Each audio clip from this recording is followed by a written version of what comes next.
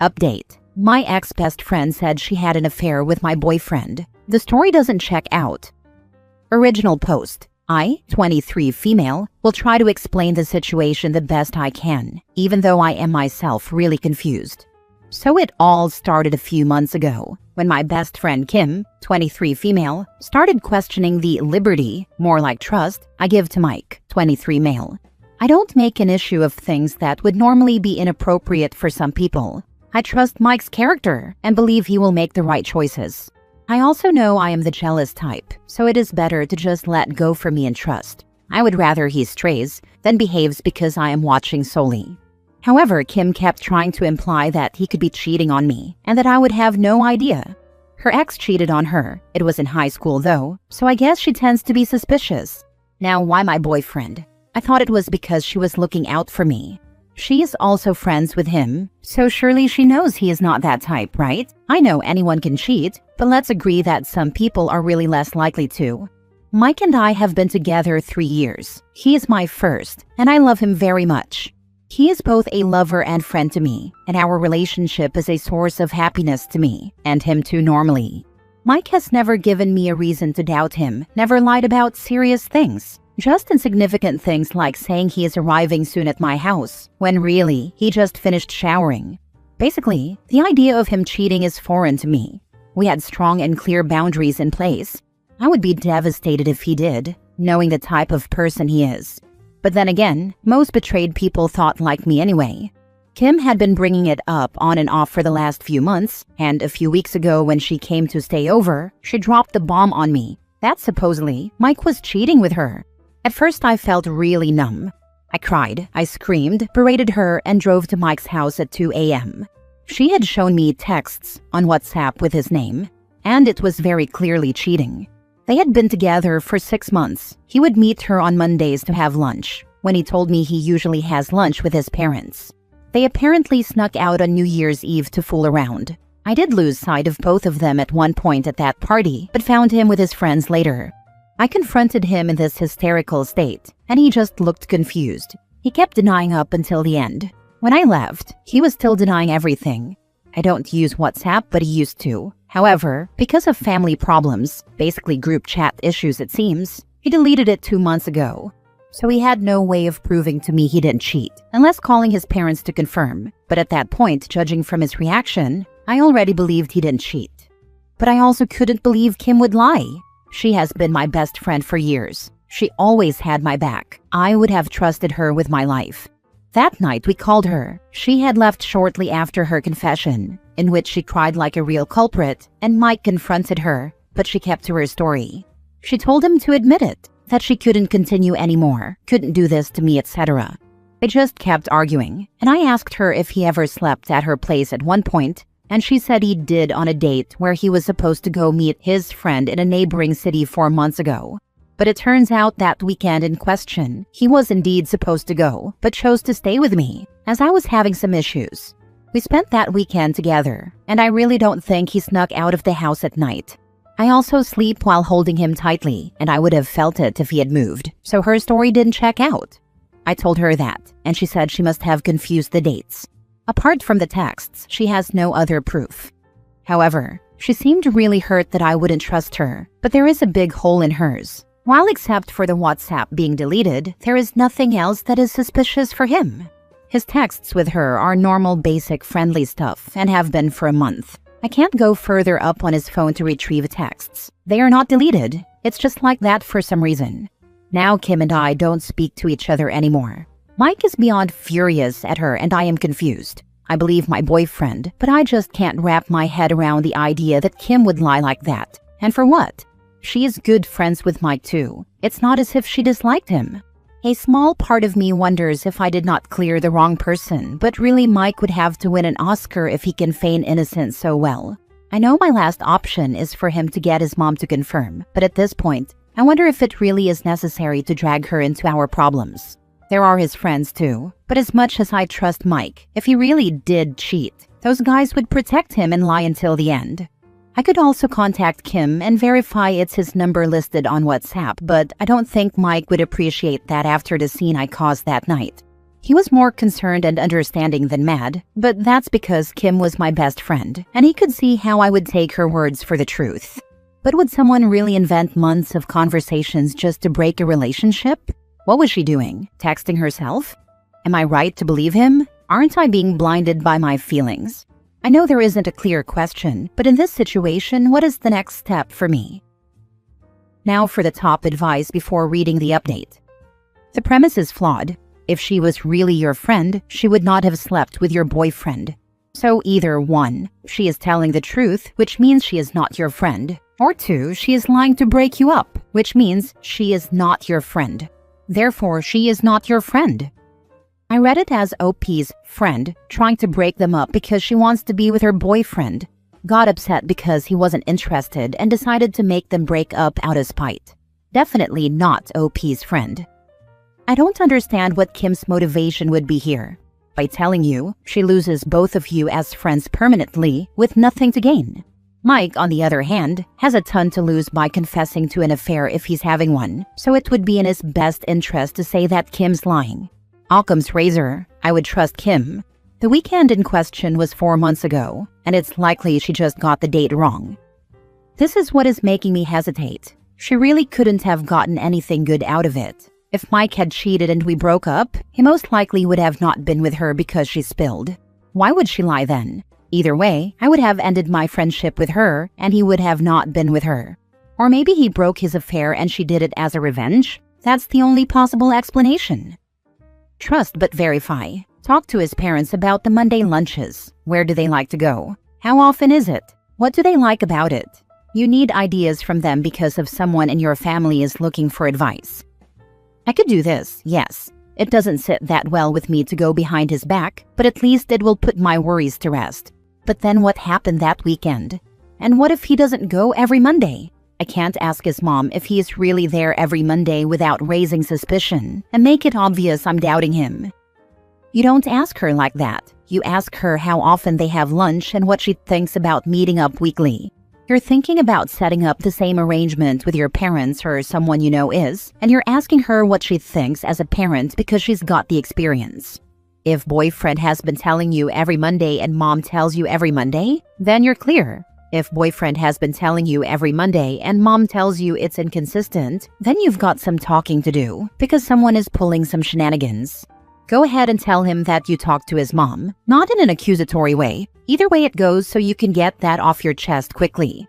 Also, give some thought about asking Kim to see the phone number verification on WhatsApp, and/or have boyfriend reinstall WhatsApp and open it up to see if there is any conversation thread with Kim. If either of them can't do these things, that is BS because you are being lied to one way or the other, and you deserve the truth. Now for the update. So I'm updating so I can leave this story behind and move on. Thanks for all the advice. After reading all the answers, I just decided to verify if he really does have lunch with his parents on Mondays, and ended up doing almost everything proposed. This morning, I called his mom to ask if I could join them today, and she was exalted. I didn't tell him I was coming and he was really happy to see me there. We had lunch at his parents' house, which is where they usually eat. In the end, I managed to verify without going behind his back and alerting his parents. At one point during lunch, I said, "It's awesome how you have this Monday tradition," or something like that. And his mom just kept going on about how it was a way for them to catch up with each other. They, him and his siblings, are so busy all the time, and to share some family time. She lamented the fact that his older sister often couldn't make it to their lunch because of her unpredictable schedule. I got invited to join the tradition, but declined since this is their time to be with their son, and I don't want to intrude on that. Honestly, it felt really comfortable, and I felt like a part of his family, so I had a great time. Mike indeed does have lunch with them every Monday. We decided to clear his name once and for all this afternoon, and he downloaded WhatsApp again on his phone. The last messages he exchanged with her were from 3 months ago. Maybe some got deleted automatically? They barely communicated through WhatsApp. I did not see any hole in the conversations, and most were about me anyway. Like, "Have you seen OP? She is not answering her phone," and stuff like that. On her phone, there was a profile picture when she showed me the texts, but his was blank and he said he never put one. Which is weird, but that's his type. She tends to contact him first, but she just does that to everyone anyway. And there was nothing flirty, just, hello, hey. When we were finished, he asked me if I was feeling better now and to just come to him if I have other doubts. This afternoon, he reminded me why I am so attached to him with his care. He didn't get defensive at any time and even left me with his phone as I was still searching. Tried the GPS thing, but nothing came out. When he went to buy some cake with his mom, he teased me about putting a keylogger on his phone. I feel reassured and hope Kim will stay away from us now. A part of me wonders just why she invented this whole story. But I would rather keep this question unanswered than bring drama into my relationship again. A part of me wonders just why did she invent this whole story? Because she was jealous over what you have, a trusting relationship with a good guy. Somewhere in her mind, it isn't fair that you have what she wants. So what better way to get it? If you are miserable, then you no longer have anything better than her, in her mind. Don't let her back into your life. She knows what she did was wrong and is probably going to be mad when she finds out it did not work out like she thought it would. I would also talk to a few close friends and let them know why you are cutting her out. Before she runs off and tells everyone how horrible your boyfriend is for screwing around on you. It's even worse than that. Not only Kim wants what OP has, but in her mind it's, why does she have this and I don't? She sounds like an awful and judgmental friend. I'm surprised her flaws weren't visible before this incident. Had a similar thing happen to me, and I ended up breaking about with my significant other over it because I'd known my ex-friend longer, even though there was no real evidence.